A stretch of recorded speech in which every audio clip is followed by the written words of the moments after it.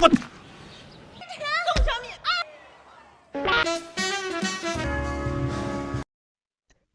Back रॉकर्ड, स्वागत आपका sweet combat के अगले पार्ट में। दोस्तों, अगर आप चैनल पर नए हैं और अगर आपने पुराने एपिसोड्स नहीं देखे हैं तो पहले उनको जाकर देखिए, तभी आपको ये सुंदर सी वेब सीरीज समझ में आएगी। तो पिछले एपिसोड में हमने देखा कि मिंग टैन खूब जबरदस्त ट्रेनिंग कर रहा था और उसके मूवमेंट्स को देखकर जाओमी और मिया बड़ी दंग रह गई थी। उन्हें लगा कि शायद इससे पहले भी मार्शल आर्ट की ट्रेनिंग रखी है। अब फेंग यू मिंग टैन को ट्रेन करने वाली है। तब बायूना स्वेटर मफलर वगैरह पहनकर वहाँ पर आ जाता है। अब मिया पूछती है कि तुम्हें तो तेज बुखार था ना, फिर यहाँ क्यों आए? अब बयूनो आंख मारकर उसको समझाने की कोशिश करता है कि तुम्हारा होने वाला बॉयफ्रेंड यहाँ है तो मेरी होने वाली गर्लफ्रेंड भी तो यही है, इसलिए मैं दोनों पर नजर रखने के लिए यहाँ पर आ गया हूँ। फिर वो फेंग्यू से उसे भी ट्रेन करने के लिए रिक्वेस्ट करता है, लेकिन फेंग्यू मना कर देती है कि इतनी बुखार में ट्रेनिंग नहीं हो सकती है। नहीं फेंग्यू, मुझे बिल्कुल ही बुखार नहीं है, मैं तो बहुत स्ट्रॉन्ग फील कर रहा हूँ। ये कहते कहते उसका मुंह लाल होने लगता है और वो धड़ करके नीचे गिर जाता है और फिर लेटकर इनका मैच देखता रहता है और फेंग्यू मिंग टैन को पंच करती जाती है। लेकिन मिंग टैन सिर्फ अपना डिफेंस करता है और अटैक करने का नाम ही नहीं देता। अब सब टेंशन में एक्सपेक्ट कर रहे होते हैं कि मिंग टैन अब अटैक करेगा, अब अटैक करेगा, तब अटैक करेगा, लेकिन वो आखिर तक डिफेंड ही करता रहता है। फेंग्यू उसे डांटती है कि तुम ऐसे क्यों हो? मैंने तुम्हें बहुत सारे चांसेस दिए थे जिसमें तुम मुझको अटैक कर सकते थे, लेकिन तुम हो कि कुछ कर ही नहीं रहे हो। इस वजह से तो सब तुम्हारा मजाक उड़ाएंगे और हर कोई तुमको नीचे दिखाने की कोशिश करेगा। क्या तुम्हें दूसरे इंसान को अटैक करने में प्रॉब्लम है? और इस तरह सवाल पे सवाल करती जाती है, लेकिन मिंग टैन चुप रहता है और उस फ्लैशबैक के बारे में सोचता है जब बॉक्सिंग रिंग में उसके पापा ने अपोनेंट पर ऐसा अटैक किया कि वो उस फाइट में मारा गया। हालांकि उसके पापा ने ठीक ढंग से फाइट ही नहीं की थी, लेकिन फिर भी अनजाने में उनका अपोनेंट मारा गया। फिर उसके पापा को शराब की लत लग गई और उसकी माँ उन्हें छोड़कर चली गई और यही वजह है कि वो किसी को अटैक करने से इतना खतराता है। पर फेंग्यू उसको बहुत ही मोटिवेट करती है और कहती है कि अगर हमारे लिए कुछ करना चाहते हो तो वो यही होगा कि तुम अटैक करना सीखो, अपना माइंडसेट बदलो यार। अब ट्रेनिंग के बाद मिंग टैन घर जा रहा होता है और रास्ते में अकड़ू उसको रोकता है और तंग करने लगता है। अब मिंग टैन उसको इग्नोर करके जाता है, लेकिन अकड़ू उसको नहीं छोड़ता और कहता है कि मैं तो सिर्फ तुमसे 2 बातें करने आया था, लेकिन तुम कुछ ज्यादा ये कर रहे हो, तुम पागल तो नहीं हो गए? और ये कहकर वो मिंग टैन के पेट पे पंच मारता है और कहता है कि सड़ा हुआ केक खाने से तुम्हारे भाई को तो फूड पॉइजनिंग हुई थी ना, वो मरा तो नहीं था जो तुम मुझको पीटने चले आए। और ये सुनकर मिंग टैन को इतना गुस्सा आता है कि उसका हाथ अपने कंधे से हटा देता है। ओह, तो तुमको इतना गुस्सा आ रहा है? और ये कहकर वो फिर मिंग टैन को अटैक करने जाता है, लेकिन इस बार मिंग टैन एकदम जोर से उसका हाथ पकड़ लेता है। अब अकड़ू चौंक जाता है और फिर से उसको अटैक करने जाता है, लेकिन इस बार मिंग टैन डिफेंड करता है और उसको एक दीवार पर लॉक कर देता है और फिर अपने स्ट्रॉन्ग हाथ से एक तगड़ा पंच मारने जाता है, लेकिन अकड़ू के मुंह के पास लाकर एकदम दीवार पे पंच करता है। और तब अकड़ू से कहता है कि कॉलेज का रूल है कि रिंग के बाहर किसी पे अटैक नहीं करना चाहिए और इसीलिए आज मैं तुमको छोड़ रहा हूँ, लेकिन बेटे याद रखना, टूर्नामेंट में मैं तुमको इतनी बेरहमी से मारूंगा कि तू उठ नहीं पाएगा। अकड़ू ये सुनकर सच में डर जाता है और कोई बहाना करके वहां से भाग जाता है। और अब मिंग टैन को अपने बदले हुए एटीट्यूड पर बहुत ही खुशी होती है। वो खुद को चीयर करता है कि इस फीलिंग के लिए वो हमेशा तरसता रहा। दीवार पंच करने से उसके हाथ पर चोट आई होती है, लेकिन फिर भी अपनी नई फीलिंग को लेकर वो सारा दिन बहुत ही खुश नजर आता है। अब अगले दिन ट्रेनिंग के वक्त मिया उसके हाथ में बैंडेज देखकर पूछती है कि ये चोट कैसे लगी, तो मिंग टैन कहता है कि काम करते वक्त कुछ लग गया था, लेकिन फिर भी कोई बात नहीं है। फिर जाओ में कहती है कि मुझे लगता है टूर्नामेंट में फाइट न करने के लिए तुम कोई बहाना ढूंढ रहे हो। मिंग टैन बिल्कुल भी गुस्सा नहीं होता और कहता है कि ऐसा नहीं है सीनियर, ये छोटा घाव भी मेरी परफॉर्मेंस में मेरी मदद करेगा, आप देखते रहना। आप लोग मुझको इतना मोटिवेट करते हैं तो मैं बहाने क्यों ढूंढूंगा? डोंट वरी, मैं आप सबकी ट्रेनिंग बेकार नहीं जाने दूंगा। फिर लंच टाइम में सब मिलकर खा रहे होते हैं कि उनके मोबाइल पर एक मैसेज आता है कि डांस पार्टी के लिए सबको अपनी बेस्ट ड्रेस पहन कर आना होगा, प्लीज कोई भी अपने यूनिफॉर्म में मत आना। फिर मैसेज को देखकर सब बहुत ही खुश होते हैं, लेकिन फेंग्यू डांस से ज्यादा ट्रेनिंग को इम्पोर्टेंस देती है और मिंग टैन की ट्रेनिंग जारी रखती है। अब इस बार भी वो मिंग टैन को इतना मारती है कि वो नीचे गिर जाता है। अब रिंग के बाहर मिया डांस पार्टी के दिन को खुशी खुशी कैलेंडर पर मार कर रही होती है। जाओमी कहती है कि इतना मत उछलो, उसके 1 हफ्ते बाद टूर्नामेंट शुरू हो जाएगा। और सब दोनों देखती हैं कि मिंग टैन नीचे गिर गया है। अरे ट्रेनिंग के नाम पर उससे मार डालोगी क्या? मैं तुमको नहीं छोड़ूंगी। और ये कहकर मिया फेंग्यू को अटैक करने जाती है, लेकिन जाओमी उसको रोककर कहती है कि ओवर एक्टिंग मत करो, वो ट्रेन कर रही है उसको, तुम अपना काम करो। और तब तक मिंग टैन भी हिम्मत करके उठ जाता है। अब फेंग्यू फिर एक बार उसको अटैक करने लगती है। अगले शॉट में बयूनो एक फैशन डिजाइनर से मिलने आता है, लेकिन इसने डांस पार्टी को कुछ ज्यादा ही सीरियसली लिया होता है और पार्टी के लिए ड्रेस डिजाइन करवाना यहाँ पर आया हुआ है। वो डिजाइनर से कहता है कि मुझे एकदम हाई क्वालिटी का और एक सुपर ड्रेस चाहिए जिसको देखते ही मेरी क्रश मुझ पर फिदा हो जाए। वो बयूनो को फेदर से बना हुआ एक ड्रेस दिखाकर कहता है कि इस ड्रेस में तो तुम बिल्कुल रॉयल फैमिली के लगोगे। अब बयूनो कहता है कि मुझे कोई रॉयल वॉयल नहीं बनना, मुझे ऐसी ड्रेस दिखाओ जिसमें मैं हैंडसम लगूं। अब डिजाइनर उसको एक शानदार ड्रेस दिखाता है। बयूनो उसको पहनकर मन ही मन एक डांस मूव करके देखता है, लेकिन डिजाइनर कहता है कि ये तुम्हें सूट नहीं करता। अब इस बार वो दूसरी ड्रेस पहनकर फिर से डांस करके देखता है और कहता है कि ये तो किसी कंसर्ट में जाने की ड्रेस लगती है, मुझे तो डांस पार्टी की कोई ड्रेस दिखाओ। और अब की बार डिटेक्टिव जैसी ड्रेस पहनकर वो फिर डिजाइनर को डांटता है और कहता है कि मुझे कोई ऐसी ड्रेस दिखाओ जो आज तक किसी ने नहीं पहनी हो। और जब डिजाइनर अगली ड्रेस दिखाता है तो बयूनो खुशी से पागल हो जाता है। फिलहाल तो हमें वो ड्रेस नहीं दिखाते हैं, लगता है डांस पार्टी में पता चलेगा।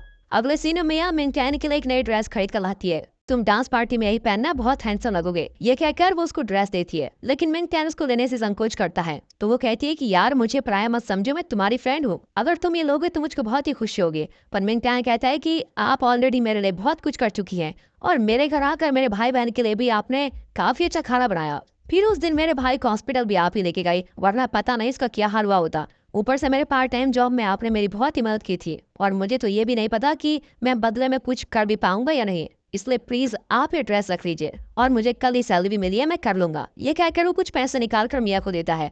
अब मिया लेने से इनकार कर देती है, लेकिन मिंगटैन कहता है कि आप नहीं लेंगे तो मुझको बहुत ही बुरा लगेगा, ये ज्यादा तो नहीं लेकिन आप ये रख लेंगे तो मुझको बहुत ही अच्छा लगेगा। अब ये सुनकर मिया को लेना ही पड़ता है क्योंकि वो किसी भी हालत में मिंगटैन को हर्ट नहीं करना चाहती और मिंगटैन को खुशी होती है और वो वहां से चला जाता है। अब उसे प्रिंसिपल का मैसेज आता है और वो तुरंत उनसे मिलने जाता है। वहाँ प्रिंसिपल सर एकदम टिप टॉप कोट सूट में रेडी खड़े होते हैं और पूछते हैं कि मैं कैसा लग रहा हूँ, उस पास वाले कॉलेज के प्रिंसिपल से तो अच्छा लग रहा हूँ ना। अब मिंगटैन कंफ्यूज होता है कि क्या इन्होंने ये पूछने के लिए मुझको यहाँ पर बुलाया, वाह। लेकिन वो कहते हैं कि सर आप तो बहुत ही हैंडसम लग रहे हो। फिर वो पूछते हैं कि तुम कौन सी ड्रेस पहनने वाले हो। सर मेरे पास ऐसी अच्छी ड्रेस तो है नहीं, ऊपर से कुछ दिन में टूर्नामेंट भी होने वाला है, इसलिए मुझे उसकी प्रैक्टिस करनी है, डांस पार्टी में मैं नहीं आना चाहता। अब प्रिंसिपल शॉक होकर कहते हैं कि ये डांस पार्टी तुम्हारी वजह से तो हो रही है, इसलिए तुम्हें इसमें जरूर आना पड़ेगा। मैं जानता हूँ तुम्हारे पास इस तरह की ड्रेस नहीं होगी, इसलिए मैंने तुम्हारे लिए एक नई ड्रेस बनवाई है। अब ये सुनकर मिंगटैन को बहुत ही खुशी होती है और अपने प्रिंसिपल के लिए उसके दिन में बहुत ही इज्जत बढ़ जाती है। फिर डांस पार्टी का दिन आता है और हर तरफ जोर शोर से तैयारियां चल रही होती हैं, सब अपना अपना मेकअप कर रही होती है। मिया ने बहुत ही अच्छा मेकअप किया होता है और बाकी लड़कियां उससे उसकी खूबसूरती का राज पूछती रहती हैं। इस पर वो कहती है कि मैंने तो बहुत ही कम मेकअप लगाया है, बाकी तो मेरी नेचुरल ब्यूटी है। फिर वो मुड़कर ज़ाओमी को देखती है तो वो बहुत ही डर जाती है। इसको देखकर तो सच में हमें भी डर लग रहा है, आज तक ज़ाओमी ने कभी मेकअप नहीं किया होता है। अब मिया कहती है कि तुम डांस पार्टी जा रही हो या फिर हॉरर फिल्म की एक्टिंग करने वाली हो, इस तरह तो तुम दूसरे कॉलेज के स्टूडेंट्स को टूर्नामेंट से पहले हरा दोगी। और ये कहकर वो ज़ाओमी की मदद करने लगती है। और तब प्रिंसिपल और मिस्टर वैंग उनकी क्लास में आते हैं। प्रिंसिपल कहते हैं कि अच्छा हुआ हमने डांस पार्टी अरेंज की, वरना ये लड़कियां तो भूल ही गई थी कि ये लड़कियां हैं। इस पर मिस्टर वैंग को बहुत ही रोना आता है। प्रिंसिपल उन्हें शांत करते हैं और कहते हैं इतने इमोशनल मत हो मिस्टर वैंग।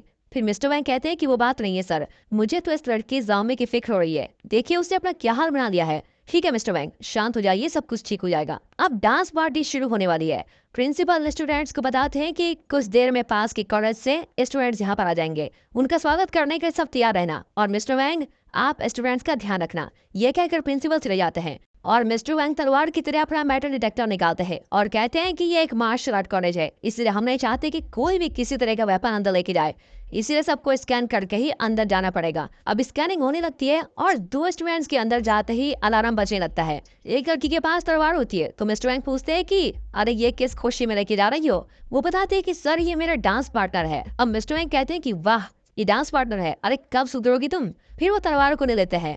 दूसरी लड़की के पास एक अलग ही वेपन होता है तो मिस्टर वैंग के पूछने पर वो बताती है कि सर डांस के बीच में जब भी टाइम मिलेगा तो मैं टूर्नामेंट के लिए प्रैक्टिस करना चाहती हूँ, इसीलिए इसको लेकर आई हूँ। अरे ये लड़कियां तो मेरी जान लेकर रहेंगी। ये सोचकर वो सभी के वेपन छीनने लगता है। अब पार्टी की शान सबकी जान मिया वहां पर आती है और वो इतने क्यूट दिखती है कि सबकी नजर उसी पर होती है, लेकिन वो पंच करने का एक वेपन भी आई होती है। अरे तुम्हें क्या अलग से बताना पड़ेगा, ये कहकर मिस्टर वैंग उसे भी छीन लेते हैं। अब एक एक करके लड़की अंदर आने लगती है और इनके पास जो वेपन्स बरामद हुए हैं इनको देखकर तो लगता है कि ये लोग डांस करने नहीं बल्कि पास के कॉलेज स्टूडेंट को खत्म करने आई है। फिर कुछ ही देर में दूसरे कॉलेज से भी स्टूडेंट्स और उनके प्रिंसिपल आने लगते हैं। अब ये सब उनका स्वागत करते हैं। तब ज़ाओमी आती है। मिस्टर वैंग तंग आकर कहते हैं कि कम से कम आज तो लड़की वाली ड्रेस पहन लेती। ज़ाओमी कहती है कि सर मुझे तो यही अच्छा लगा, इसमें बुरा क्या है, और ये कहकर अंदर चली जाती है। तब बयूनो आता है, उसने बैंड मास्टर जैसी ड्रेस पहनी होती है। अरे यार यही ड्रेस लेने तुम फैशन डिजाइनर के पास गए थे क्या, लेकिन सभी लड़कियां उसको देखने लगती है और अंदर आकर वो मिया से पूछता है कि हाँ मैं कैसे लग रहा हूँ।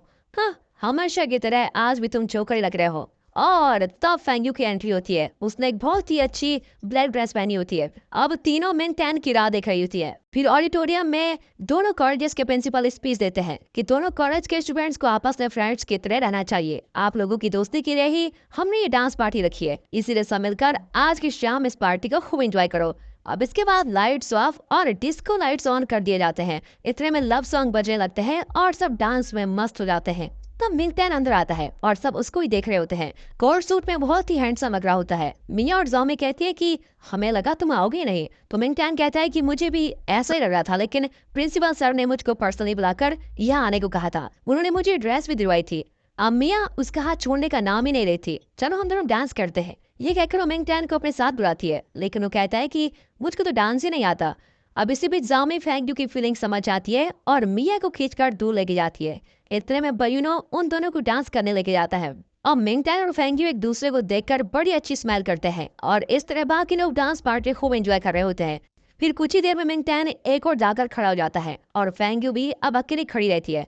तो मिंग टैन को अकेला खड़ा देखकर मिया उसके साथ डांस करने के लिए भाग जाती है और जाओमी फेंग्यू को इशारा करती है कि तुम यहाँ खड़ी खड़ी क्या कर रही हो, मिंग टैन के पास जाओ। लेकिन फेंग्यू शर्मा कर वहीं खड़ी रहती है। हे भगवान, इसका सारा काम मुझे करना पड़ेगा, ये कहकर जाओमी फिर से मिया को मिंग टैन से अलग करके लेके जाती है। अब एक और फेंग्यू तरह सा होती है कि ये मुझे डांस करने क्यों नहीं बुला रहा। और वह मिंग टैन भी इसी कंफ्यूजन में होता है और तो मिंग टैन के पास दो स्टूडेंट्स बातें करते हैं कि मैं फेंग्यू को डांस करने के इनवाइट करना चाहता हूँ। दूसरा कहता है कि तुम कहोगे तो वो आ जाएगी क्या, वो किसी के साथ डांस नहीं करना चाहती तभी तो अकेली खड़ी है। और इनकी बातें सुनकर मिंग टैन को लगता है कि अगर वो फेंग्यू को बुलाएगा तो वो जरूर मना कर देगी। और इस तरह फेंग्यू और मिंग टैन एक दूसरे के बारे में ये सोचकर खड़े रहते हैं। दूसरी ओर जियाओ फेंग जाओमी को चिढ़ाती है कि इस तरह बॉयज की ड्रेस पहनोगी तो कौन तुम्हारा पार्टनर बनेगा। अब जाओमी कहती है कि गर्ल्स ड्रेस में तुमने कौन सा तीर मान लिया, तुम भी तो अकेले घूम रही हो। अब जियो फेंग शर्त लगाती है कि हम दोनों यही वेट करेंगे और देखते हैं कि सबसे पहले किसको पार्टनर मिलता है। ओह ये बात है, तो मैं भी चैलेंज के लिए तैयार हूँ। और ये कहकर जाओमी भी उसके पास खड़ी हो जाती है। अब जियो फेंग सोचने लगती है कि अगर पता होता कि ये नौबत आने वाली है तो मैं अपने साथ दो जूनियर्स बॉयज को जरूर लेके आती। और जाओमी भी सोचती है कि कोई लड़का आ जाए यार, मेरी लाज बच जाए बस। और तब वहां पर सुनहाव आता है और स्माइल करके जाओमी को डांस के लिए इनवाइट करता है। जियो फेंग चलकर राह हो जाती है। तभी जाओमी सुनहाव को कहती है कि हाँ क्यों नहीं, मैं तो सारी रात तुम्हारे साथ डांस करने को तैयार हूँ। और इस तरह जियाओ फेंग को चिढ़ाकर वो सुनहाव के साथ चली जाती है। फिर वो दोनों डांस करने लगते हैं और तभी पास खड़ा एक लड़का सुनहाव से पूछता है कि गुरु क्या आपको कोई लड़की नहीं मिली जो आप इस लड़के के साथ डांस कर रहे हैं। और ये सुनकर तो जामी भड़क जाती है और उस पर चिल्लाने लगती है कि मैं क्या तुमको लड़का दिखती हूँ, है चुपचाप अपना डांस कर ले वरना चलने के लिए भी पैर नहीं बचेंगे, समझ ले। और इससे सुनकर वो चुप हो जाता है। इस पर सुनहाव को हंसी आ जाती है तो वो कहती है कि और तुम क्या हंस रहे हो, क्या मैं सच में लड़का लगती हूँ। सुनहाव कहता है कि शायद दूसरे लोग ऐसा सोचते हैं, लेकिन मुझे तो लग रहा है कि मेरे साथ एक एंजल डांस कर रही है। और इस क्यूट डायलॉग के साथ दोस्तों ये एपिसोड यहाँ पर खत्म होता है। अगले एपिसोड में पता चलेगा कि आखिर मिंग टैन और फेंगू ने मिलकर डांस किया या यूं ही कंफ्यूजन में एक दूसरे के लिए खड़े रहे। अगर आपको ये सीरीज पसंद आ रही है तो वीडियो को लाइक और चैनल को सब्सक्राइब जरूर कीजिए।